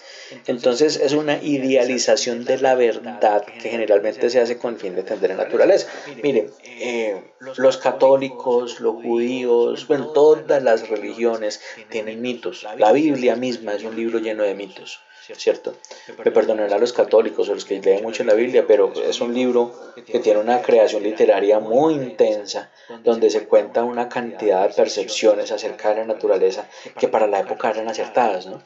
El mito puede explicar varias cosas, puede explicar lo inexplicable, como por ejemplo la creación del mundo, por ejemplo. Puede dar lecciones sobre moral o los intereses de la gente de la época. Mire cómo se crearon el cuento de los 10 mandamientos en la Biblia, ¿no? ¿Cierto? Puede dar lecciones sobre las raíces más básicas de la naturaleza humana para hablar de lo más allá, lo más cotidiano, bueno, etc. Miren cómo, por ejemplo, esta imagen que ustedes ven ahí, estamos hablando de Bachué y la creación del mundo, ¿no? Recuerden que Bachué, ella dio a luz a Bochica, y Bochica luego más adelante fue quien le enseñó a los muiscas y a los chipchas una cantidad de cosas interesantes. Entonces ese fue el origen del mundo para ellos, ¿cierto? Luego sigue la ética. La ética está muy involucrada con la religión porque ofrece más de una forma de ver la vida. O sea, la ética religiosa tiene mucho que ver con el comportamiento y los valores que se creen dentro de lo que se considera como la religión como tal. La ética implica una forma de comportamiento de acuerdo a unas leyes que se crean, y dentro de este comportamiento existe lo que es bueno o es malo, aceptable o no. Esto es la ética. Por eso es que la ética no se discute, ¿cierto? Entonces, cuando nosotros afirmamos que lo bueno y lo malo es relativo y que depende mucho de factores culturales, religiosas, estamos dándole razón a esto. La ética en realidad depende mucho de una cantidad de normas, ¿sí? Y estas normas deben ser cumplidas. Y bueno, estamos hablando de la religión, ya en otros ámbitos ya tiene que ver otra cosa. Y el rito como tal se asegura de que el rito exista para que sucedan unos principios, algunas cosas sucedan para ellos, o sea, depende directamente del mito. O sea, el rito pretende justificar de una u otra forma el mito y tiene involucrada la ética transversalmente, pretendiendo que los ritos sean hechos de una manera adecuada según la creencia o la tradición espiritual que se tenga. Entonces estos ritos pretenden venerar, adorar, recordar, fortalecer, quitar, dar, bueno, etc. Estas imágenes que ustedes ven acá son imágenes de dos tipos de ceremonias ancestrales. Una es una toma de yagé con un médico tradicional muy famoso por acá en la región, es muy bueno también incluso. Están ofreciendo el yajecito arriba, y en la parte de abajo es una toma de San Pedrito. Esa es otra medicina, que es el cactus. Eso tiene una configuración, ese ritual, ese rito, donde precisamente se iba a pedir. Arriba también toda la ceremonia tiene una configuración, que al principio sucede una cosa, ya en el culmen de la toma sucede otra cosa, bueno, y al final el amanecer otra cosa. Bueno, esos son los que han consumido ese tipo de sustancias, saben a qué me refiero. De igual forma el rito, por ejemplo la misa es un rito, ¿cierto? Entonces hablemos de este señor, este que ustedes ven en la imagen acá. Era Jesús, bueno, una configuración que le hicieron según los datos de la sábana de Turín, ¿no? Entonces acá comenzamos con los cristianos. Entonces donde se decimos que las éticas cristianas dicen que la humildad se convierte en la principal virtud del cristiano. Entonces acá es donde al principio Jesús era una persona que de una u otra forma fue considerado como un gran político. Miren, recuerden ustedes que una persona con tanto poder en esa época, recuerden la época de Galilea, por allá en Jerusalén, por allá en esa parte donde vivía Jesús, recuerden la escena donde cuando él llegó montado en su pollino al mercado donde estaban, o sea, a la plazoleta donde estaban los mercaderes montando los toldos al lado de la sinagoga, ¿se acuerdan? Y que llegó todo berraco y le tumbó las vainas a los comerciantes y que se emberracó diciéndole, este no es para que hagan eso al lado de la casa de mi padre, qué tal cosa. Bueno, se emberracó el tipo este. Entonces uno pone a pensar, en esa época el que montara en pollino o en burro era porque tenía poder. Jesús era un hombre poderoso. Y aparte de eso, llegar a tumbarle los toldos a unos comerciantes. Ustedes saben que siempre los comerciantes han tenido poder. Pues hombre, y nadie le dijo nada. Entonces él tenía su fuercita. Cristo, o sea, este Señor Jesús era una persona muy interesante. Inclusive los invito a que lean un poquito sobre esa historia oculta de este Señor. Por ejemplo, lean un poquito acerca de los apócrifos. ¿Por qué más adelante los apócrifos, la Iglesia Católica, solamente seleccionaron 4 de los evangelios, entre muchos posibles? Inclusive quitaron el de Daniel, el de María Magdalena, el de la misma mamá de Jesús, que era un evangelio muy cortico, bueno, etc.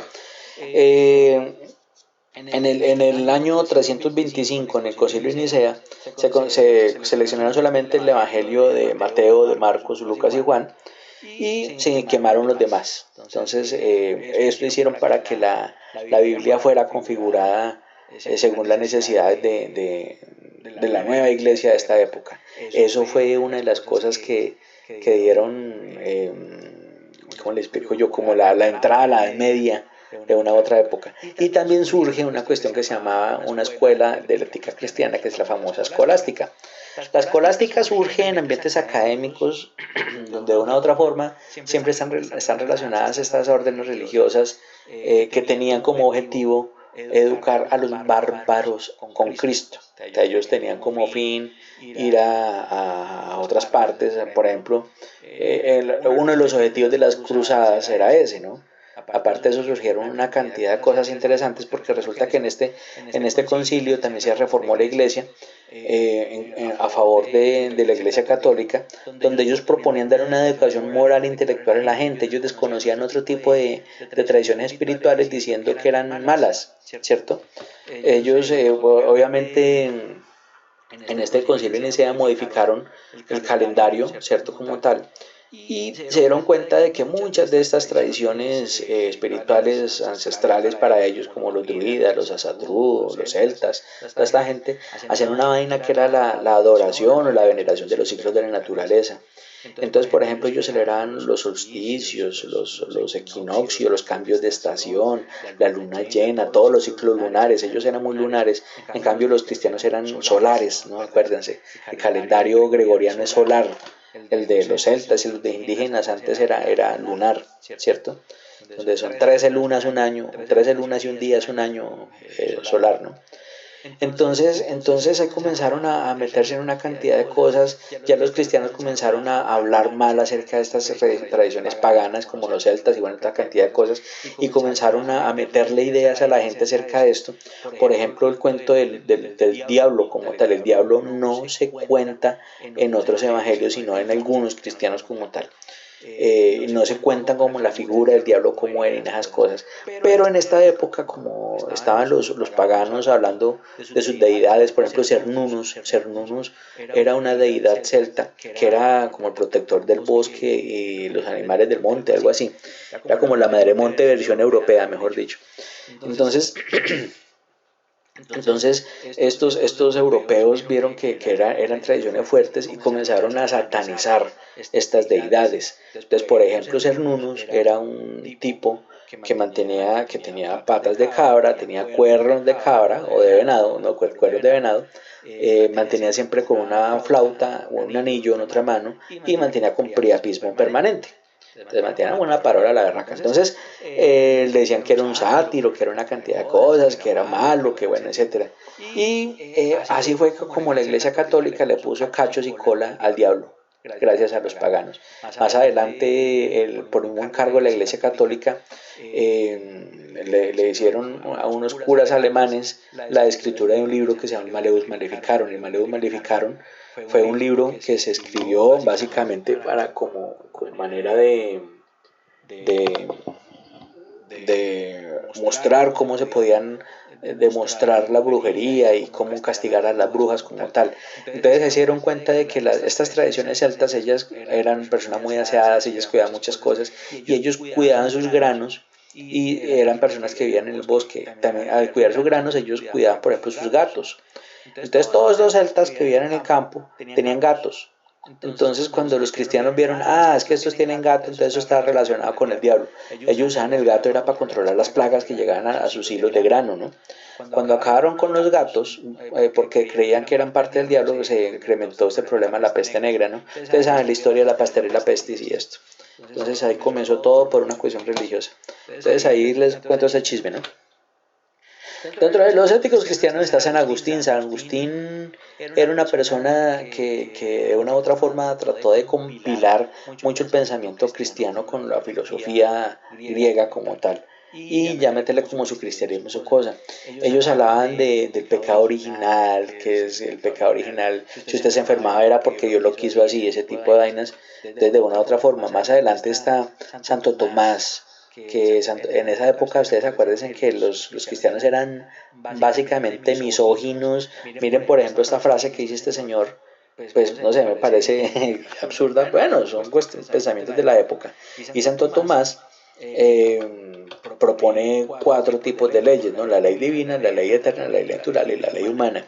Bueno, son cosas de los católicos de esa época.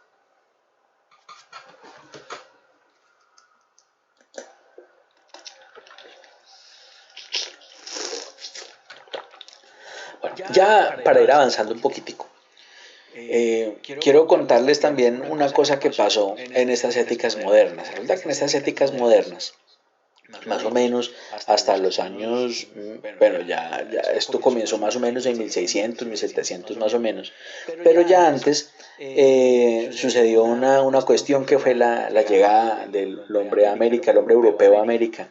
Resulta que en esa época sucedieron una cantidad de situaciones que de una u otra forma marcaron la pauta de por qué en América nosotros seguimos un sistema muy europeizado más bien.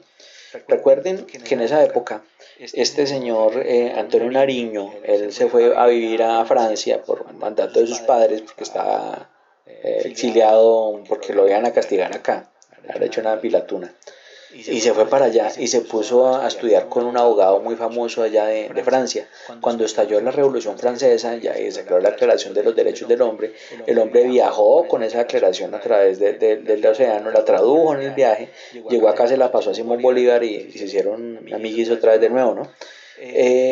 Esa fue la entrada de la ética europea a la América como tal. Entonces acá es una cosa que vamos a entender más adelante, les cuento en esa historia.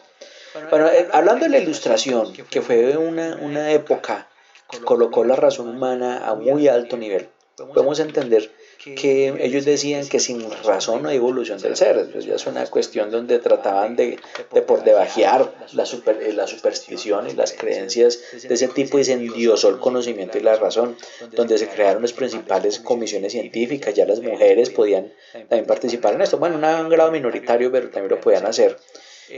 Ya surgieron grandes artistas como Donatello, Miguel Ángel, Rafael, Da Vinci, bueno, una cantidad de cosas de nombre de las tortugas ninjas, donde de una u otra forma estos fueron importantes para esta época. Salió Descartes, salió Sartre, bueno, una cantidad de gente importante.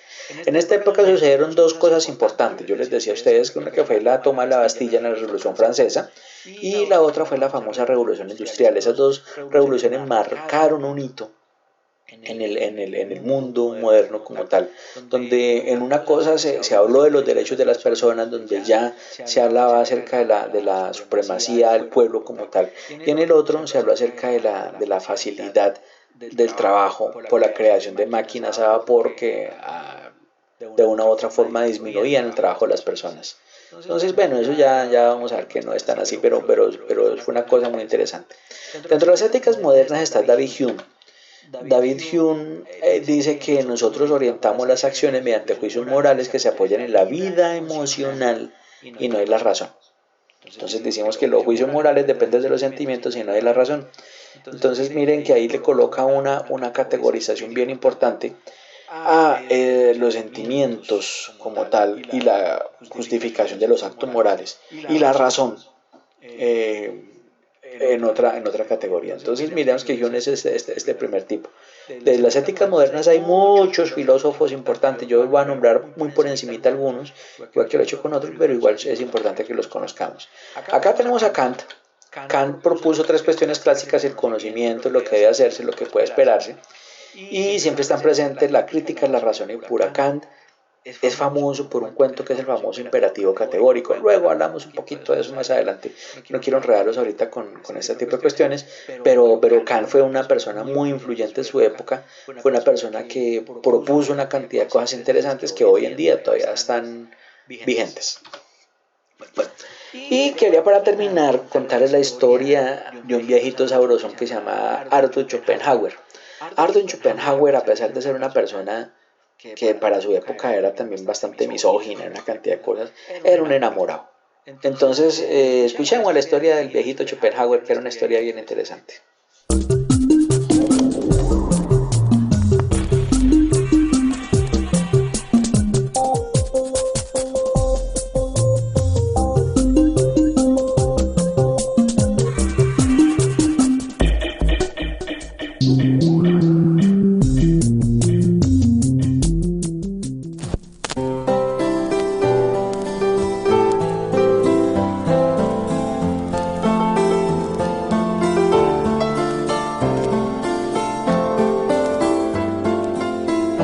We all have an idea of the happiness that love will bring us.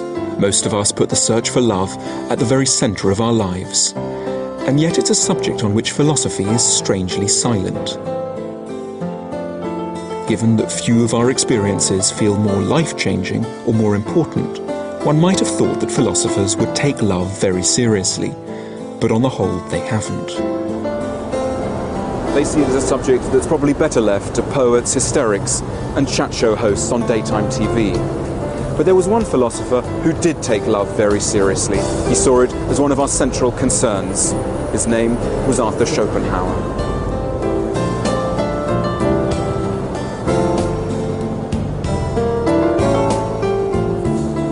In an admittedly rather unromantic field, Schopenhauer is the one philosopher who seems to understand the intensity of what we feel when we fall in love. he thought we were absolutely right to build our lives around love.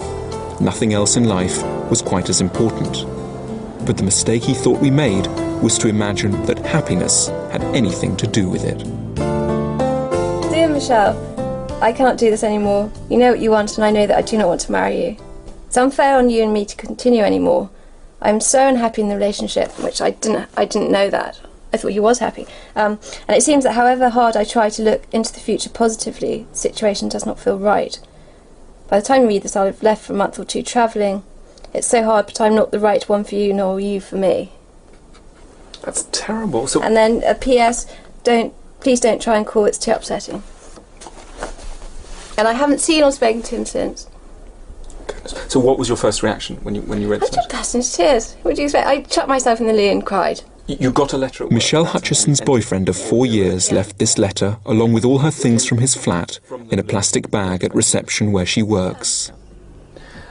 And did you try and call him? You didn't have any way of getting in touch with him? No, I did. I knew his numbers, but I didn't want to speak to him after that. I thought, this is it. I can't get myself out of this situation. I can't make him want me if that's so obviously clear that he doesn't want me. Tell me a bit more about him. I mean, what's he like? What does he do?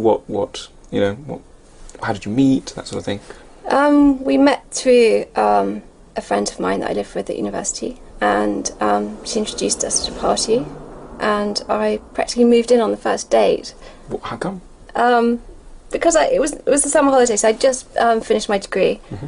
And he said, come down for the weekend, and I actually never left. We went back and got the rest of my stuff, and I ended up living there. And was it kind of legendary love at first sight? Did you lay eyes on him and you just thought... It was for me. At this party, we were walking across the field, and I just felt so comfortable with him. Do you think that he loved you? I think he did.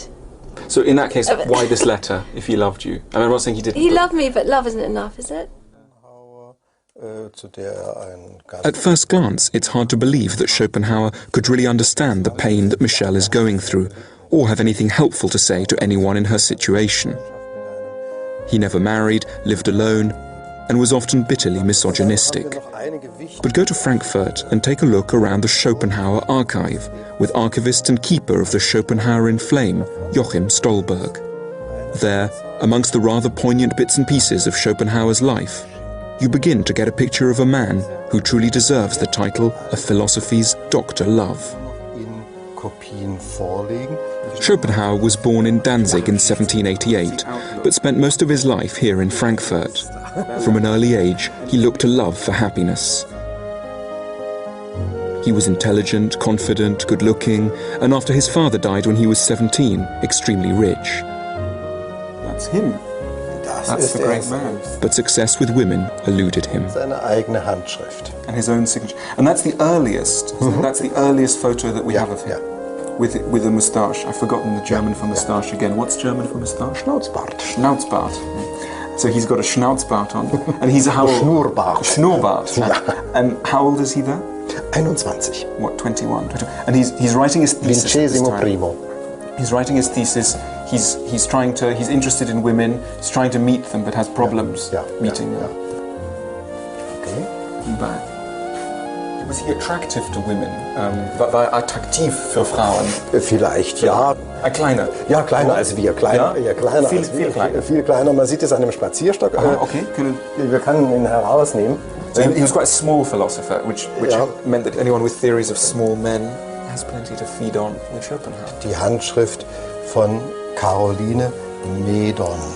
So these are the letters from Caroline Medon, who was... In 1821, at the age of 33, he did meet a woman who liked him, a 19-year-old singer called Caroline Medon. But he was never comfortable enough in the relationship to settle down. Mein lieber Arthur. So she was very warm. Sehr warmherzige. She wasn't desperate. She had choice, but she fell in love with him. And they had a child together. But she was very keen on marriage, but he didn't want to. He told her that two people to get married means to do everything possible to become an object of disgust to one another. Mein innigst geliebter, guter Arthur. Ever warmer letters. After 10 stormy years, the relationship broke up.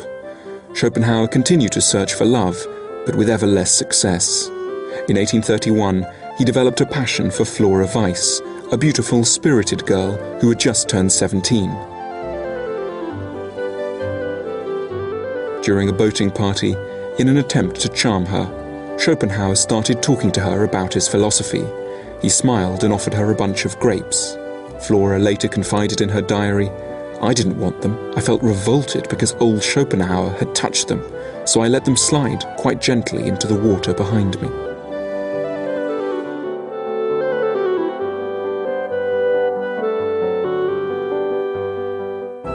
Towards the end of his life, he did enjoy a contentment of sorts with an attractive sculptress and admirer of his philosophy, Elizabeth Nye, who came to Frankfurt to make a bust of him. But it was hardly the culmination of the happy romantic life that the young Arthur Schopenhauer had dreamt of. There she is. Oh, she's quite pretty. Did he like her? Es scheint so. Und er hat so intime Dinge geäußert, wie dass er glücklich gewesen sei, auf dem Sofa gemeinsam mit der Künstlerin Kaffee zu trinken. They had a very happy time when Elizabeth was making this portrait of him, sculpture of him. Had a lovely time. They sat on the sofa and had coffee together. Yeah. And they behaved like a married couple, he said. Yeah. And did he like this portrait of him? Was he proud Schopenhauer hat es sehr geliebt, dieses Porträt. He really liked it. But his friends seemed to notice that there was a disparity between his head, which looks very much the head of a 71-year-old, and the body, which looks like a sort of athletic, wie 21 wäre, as though he was a 21-year-old hero. No wonder he liked it. So how could this romantically hapless philosopher have anything wise to tell us about love? Well, for a start, he tells us that love is not a trivial subject. We shouldn't see it as a distraction from more important or grown-up concerns. It's no accident that love is such an overwhelming emotion, that it can take over our lives and fill our every waking moment. And Schopenhauer urges us not to be too hard on ourselves for the obsession and despair it can drive us to when it goes wrong. To be surprised at how much rejection hurts is to ignore just what acceptance would have involved. Nothing in life is more important than love, thought Schopenhauer, because nothing less than the survival of our species is at stake.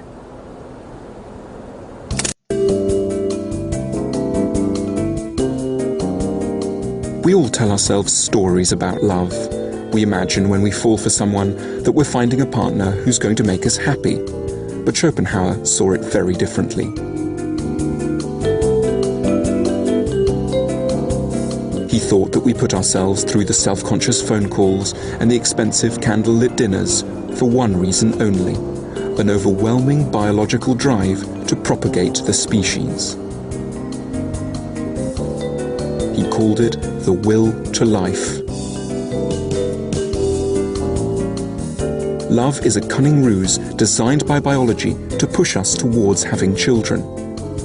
However romantic we like to think we are all essentially slaves of the will to life. Do you think you've come here to propagate the species? Do you think you've come here to propagate the species? I don't think so, no.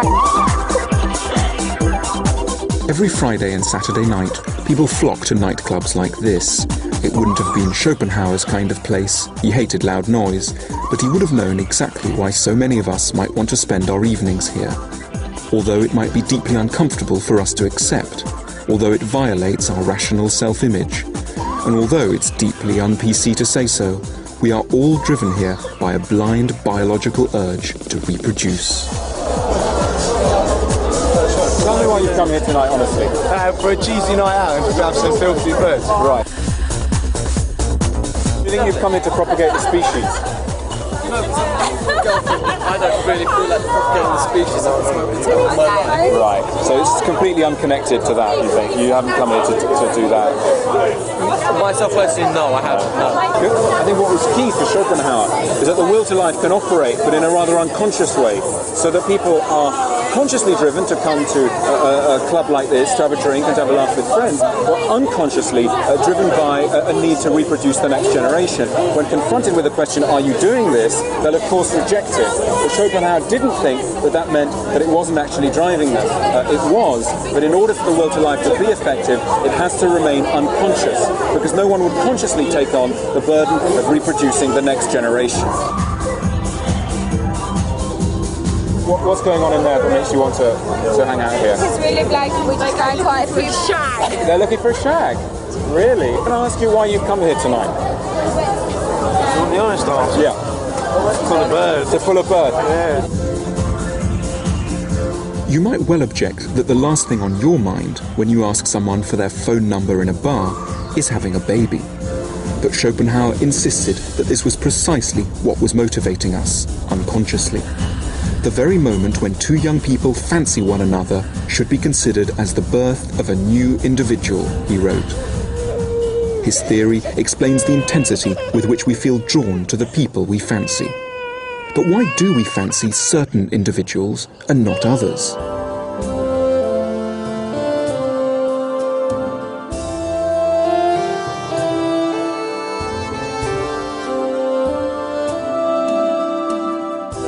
One of the profoundest mysteries of love is why him or why her? Why do we fall in love with the people we do?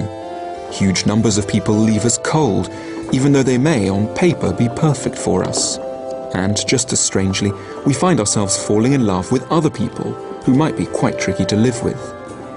Schopenhauer had an answer. Whenever we fall in love with someone, we do so because we unconsciously sense that they'll help us to make healthy, well-balanced children. Love is nothing more than our will to life discovering someone who it thinks will make an ideal co-parent. This led Schopenhauer to some interesting thoughts about the rules of attraction. We're driven to fall in love with people who will cancel out any imperfections we may have, and so ensure that our children are proportioned in limb and stable of mind. Very tall people will tend to be drawn to short people, so that their children won't turn out to be giants, and people with big chins will be attracted to people with small chins, so that their children's chins will be ideal. He even believed that this search for balance extended to skin colour, and that the natural human colour was brown. Some of Schopenhauer's ideas might seem a bit fanciful now. One wouldn't necessarily put him in charge of a dating agency. And there are all sorts of emotional and sexual relationships which he leaves out. But a generation before Darwin and some 60 years before Freud, he was the first to point out that there are largely unconscious biological reasons why we fall in love.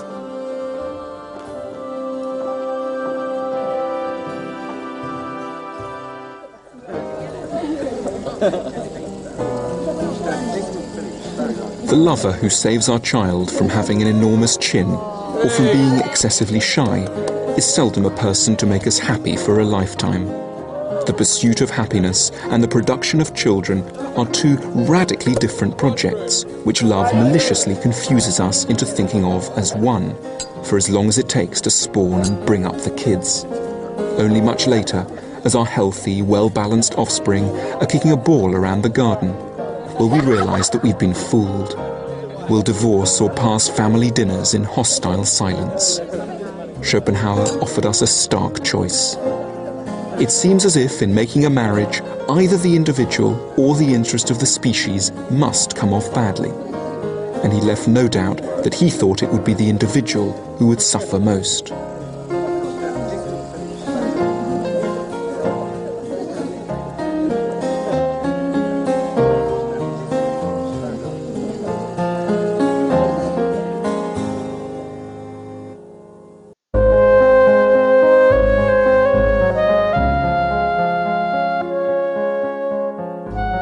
Unhappy in love, his work almost universally ignored, Schopenhauer withdrew into a modest bachelor apartment in a street in Frankfurt called Schöne Aussicht, an ironic name given the bleakness of his views, as it means beautiful outlook in German. In an otherwise quite miserable life, one of his joys was music. Before we had lunch, he normally played about an hour of Rossini, and on something like that. Can you play? Können Sie spielen? Nein, ich kann nicht. Gar nicht. Und ich glaube, sie sind auch jetzt nicht bespielbar. Probably weil you couldn't play them anymore. Solche Instrumente müssen immer gespielt werden. Still, I mean, these are his marks of his mouth. Ja. He grew almost comically pessimistic, advising his few readers to swallow a toad every morning to ensure that they wouldn't meet with anything more disgusting in the day ahead. The instruments. We're not going to play Rossini here, sadly. Human existence, he wrote, must be a kind of error. It may be said of it, it's bad today, and every day it will get worse until the worst of all happens. It's safe trusting fear than faith. It's safer trusting fear than faith. A typically gloomy Schopenhauerian comment. Schopenhauer's closest relationships were now with a succession of poodles. He lavished affection on them. He even called one of them Atma, after the world soul of the Brahmins, and he took a keen interest in animal welfare. Towards the very end of his life, his ideas did finally begin to find an audience, and his last book, a sombre collection of philosophical essays and aphorisms, became an unlikely bestseller. Philosophically minded Frankfurters began to buy poodles in homage to him. The brain is the centre of attention. Rather unusually, the light falls on his head. It's the most important part of the philosopher, not necessarily his eyes or his mouth, but his Spiegel der Seele, die Augen. He looks very intelligent. In the height of his fame, he said that the Nile had at last reached Cairo. That's how he described his fame. But he had little time to enjoy the attention and develop more cheerful thoughts. In 1860, after a walk by the banks of the River Main with his beloved poodle, Schopenhauer returned home, complained of breathlessness, and died. If a god made this world, he said, then I would not like to be the god. Its misery and distress would break my heart.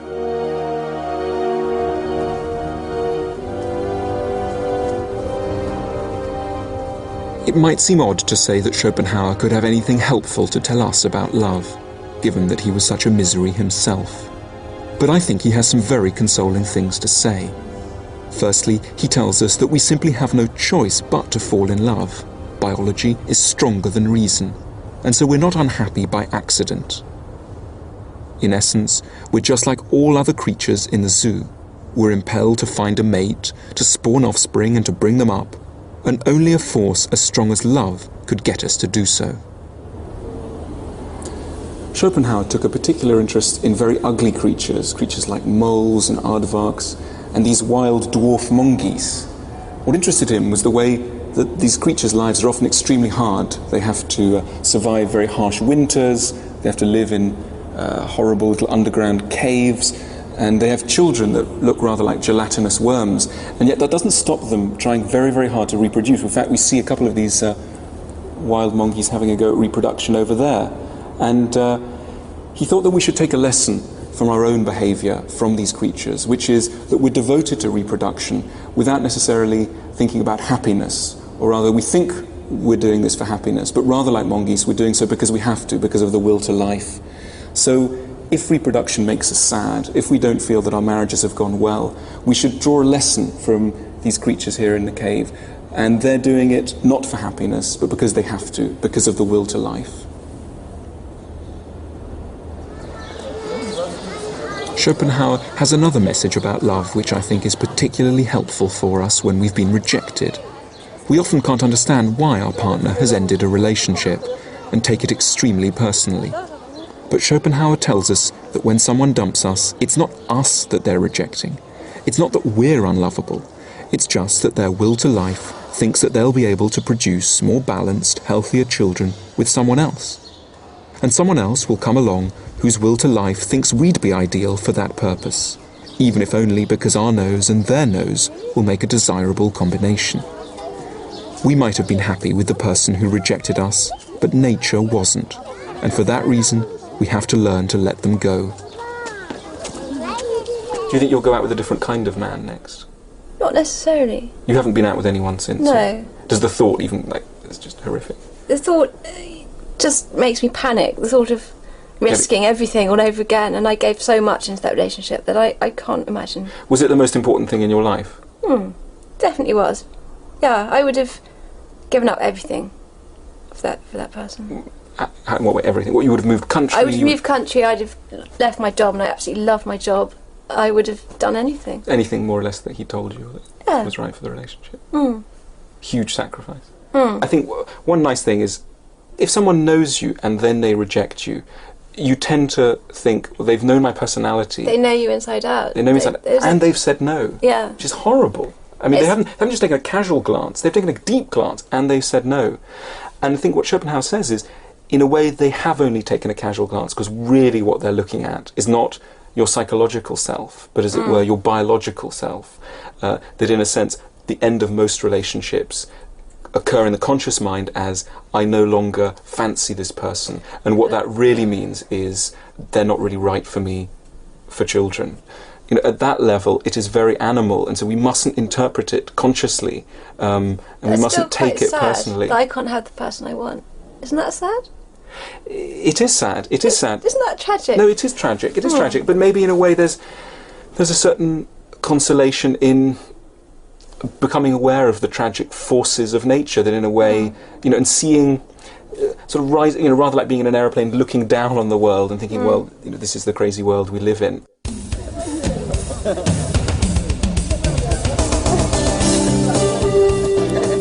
The traditional view is that this couple will live happily ever after. The cynical, modern view is that they're doomed to recrimination and a quick divorce. Schopenhauer asks us to consider a different view, that happiness is simply not the point, any more than it is for porcupines or monkeys. He didn't mean to depress us, rather to free us from the kinds of expectations which can inspire bitterness. It's consoling when love has made us sad, to hear that happiness was never really part of the plan.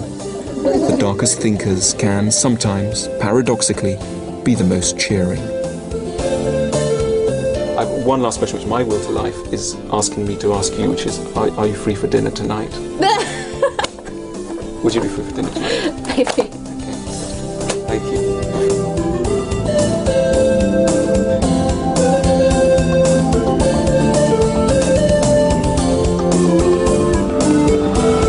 Bueno, realmente la historia de Schopenhauer es bien interesante. Vemos que aquí es una persona que piensa que explica filosóficamente cómo enamorarnos. Bueno, ya para terminar, quiero pedirles el favor que me comenten, que me digan cómo les está pareciendo este cuento de grabar la clase así.